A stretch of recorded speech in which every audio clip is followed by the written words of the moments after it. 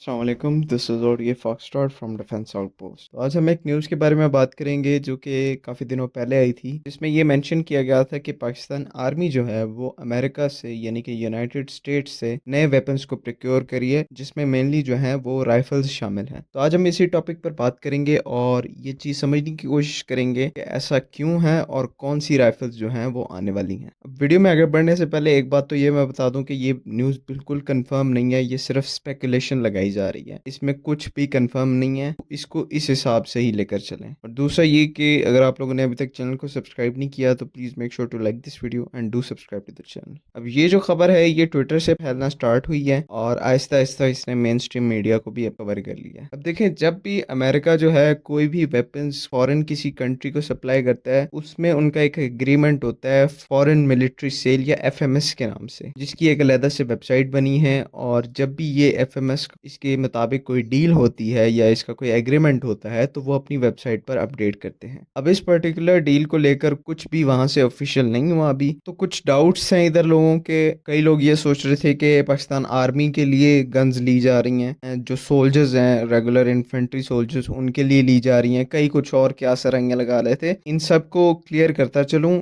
ये जो गन्स हैं स्पेसिफिक गन्स हैं, ये स्पेशल सर्विसेज ग्रुप्स हमारी जो स्पेशल फोर्सेस हैं उनके लिए ली जा रही हैं या ली जाएंगी, क्योंकि आर्मी में ये चीज़ सेंस नहीं बनाती। आर्मी का तो नंबर ही बहुत बड़ा है, 6.5 लाख की एक्टिव स्ट्रेंथ है। उसके लिए तो हमारे अपने इंडिजिनस प्रोग्राम्स हैं G3 को रिप्लेस करने के, तो वो तो हमारे इंडिजिनस कंपोनेंट से रिप्लेस होगी। लेकिन जो स्पेशल फोर्सेस की रिक्वायरमेंट है वो एक अच्छे गन सिस्टम की, राइफल सिस्टम की है। पहले हम SSG के अंदर M4A2 यूज़ करते हैं प्लेटफॉर्म, तो ये जो डील है ये उन्हीं प्लेटफॉर्म के हवाले से है। या तो इसमें ये हो सकता है कि हम M4 के ही एडिशनल ऑर्डर्स दे, क्योंकि एसएसजी का जैसे जैसे काउंटर टेररिज्म के अंदर रोल बढ़ रहा है, पिछले दिनों में आपने देखा कि इन्होंने काफ़ी ज़्यादा ऑपरेशंस को हैंडल किया, उसी हिसाब से इसको एक्सपेंड करने का, इस फोर्स को, वो भी सारा तरीक़ाकार चल रहा है। तो इसमें ये चीज़ ज़रूरी है कि हम एडिशनल इक्विपमेंट को परचेज़ करें। तो ये हो सकता है कि इसमें एसएसजी के लिए एडिशनल राइफल्स एक्वायर की जा रही हूँ, या इसमें ये भी हो सकता है कि हम एक नया राइफल सिस्टम जो है वो एक्वायर करने की कोशिश कर रहे हो, जिसके अंदर काफ़ी सारे प्लेटफॉर्म्स शामिल हैं, जिनमें जो है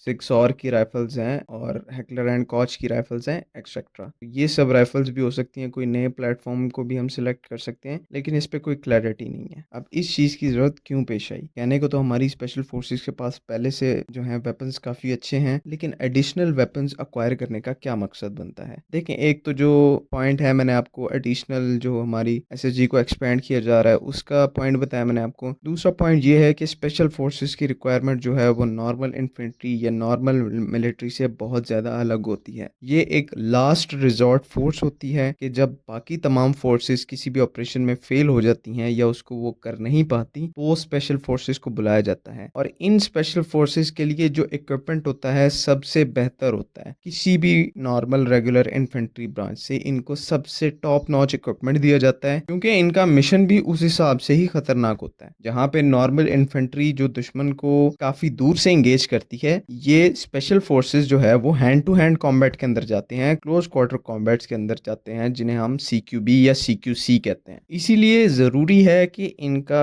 इक्विपमेंट, इनके वेपन सिस्टम्स, इनका प्रोटेक्शन, आर्मर प्रोटेक्शन, हेलमेट वगैरह, बैलिस्टिक्स वगैरह सबसे अच्छे और टॉप नॉच हो। एडिशनली मैं एक और पॉइंट ज़रूर हाईलाइट करना चाहूँगा कि इवन दो हमारे सोल्जर्स के पास जो वेपन सिस्टम्स हैं वो अच्छे हैं, हमें अपने सोल्जर्स के जो रेगुलर रिक्वायरमेंट्स हैं या उनकी अदर एक्सेसरीज हैं, कॉम्बैट एक्सेसरीज, उनके ऊपर भी तवज्जो देनी चाहिए। हमारे सोल्जर्स अनफॉर्चुनेटली अभी भी सिंपल चेस्ट रिग के साथ, जिनमें आप मैगजीनें डाल के उनको यूज करते हैं, वो पहनकर दुनिया की one of the toughest fights के अंदर जाते हैं। सिर्फ एक सादा सी बुलेट प्रूफ वेस्ट होती है। तो ये चीज़ फेयर नहीं है। जितनी उनकी इफेक्टिवनेस है आप उतना उनको इक्विपमेंट प्रोवाइड करें। आप ये कुछ तस्वीरें देख रहे हैं जिसमें आपको SSG के पास M4A2 राइफल ज़रूर है, लेकिन उनका ओवरऑल जो इक्विपमेंट है, कॉम्बैट इक्विपमेंट, सेट वो ना होने के बराबर है। एक यूनिफॉर्म है, एक चेस्ट रिग है और उसके ऊपर एक बुलेट प्रूफ जैकेट है। ये स्पेशल फोर्सेस का इक्विपमेंट नहीं होता। स्पेशल फोर्सेस के पास और 1.5 लाख चीजें होती हैं, जिसमें आपके cutters, knives, side arms, radio sets, medical kits वगैरह एक्सेट्रा। इन सब को भी हमें स्टैंडर्डाइज करना होगा स्पेशल फोर्सेस के अंदर। एक सोल्जर को उसका पूरा इक्विपमेंट देके जब हम बैटलफील्ड के अंदर भेजेंगे तो उसकी जो इफेक्टिवनेस है वो बहुत ज्यादा बढ़ जाएगी। हमारे सोल्जर्स के जज्बों पर और उनकी स्ट्रेंथ पर हमें कोई शक व शुबा नहीं है, लेकिन हमारा फर्ज बनता है कि हम उनको टॉप नॉच इक्विपमेंट देकर कॉम्बैट में भेजें ताकि उनके पास एक फाइटिंग चांस हो। तो मैं यही रिक्वेस्ट करूंगा तमाम इंस्टीट्यूशन से कि प्लीज अगर आप एक अच्छा वेपन सिस्टम प्रोवाइड कर रहे हैं तो उसके साथ की एसोसिएटिंग एक्सेसरीज और इक्विपमेंट भी सोल्जर्स को प्रोवाइड करें। तो इसी वजह से एक जो स्पेशल फोर्सेस अपग्रेडेशन प्रोग्राम है वो निहायत जरूरी है, स्पेशली स्पेशल सर्विसेज ग्रुप जो आर्मी का है, एसएसजी, उसके लिए। नेवी और एयरफोर्स के पास फिर भी अच्छा इक्विपमेंट मौजूद है, लेकिन एसएसजी के पास उस हिसाब से वो इक्विपमेंट मौजूद नहीं है। तो आज की वीडियो में बस इसी मसले को हाईलाइट करना था। आई होप कि आप लोगों को वीडियो पसंद आ गई होगी। मैं ये दोबारा रिपीट कर दूं कि जो अमेरिका से राइफल्स वाला प्रोग्राम है या न्यूज़ है वो अभी कंफर्म नहीं है। इसकी कंफर्मेशन का वेट करना है हमें। जैसे ही कंफर्म होगी मैं कम्युनिटी पोस्ट में या फिर वीडियो बना के आपको एड्रेस ज़रूर करूंगा इस बारे में। तो आज के लिए बस इतना ही। अपना ख्याल रखें। अल्लाह हाफिज़। पाकिस्तान जिंदाबाद।